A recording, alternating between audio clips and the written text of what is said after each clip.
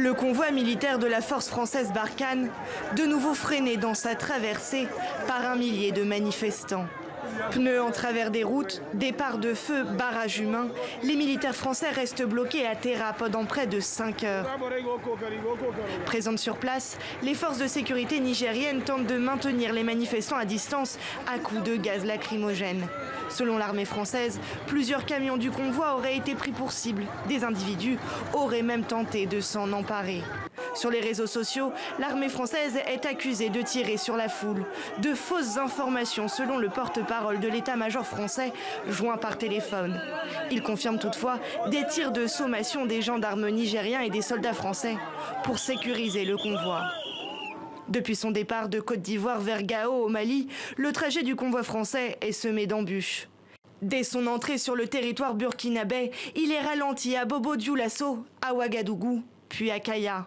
Là, des manifestants se mobilisent. Relayés par les réseaux sociaux, ils accusent les forces françaises de transporter des armes pour les groupes djihadistes qui terrorisent la région.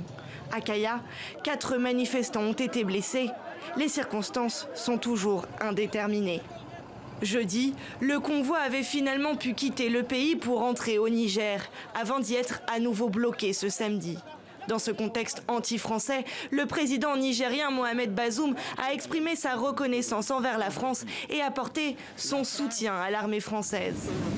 Nous sommes dans une relation normale avec la France. De tous les pays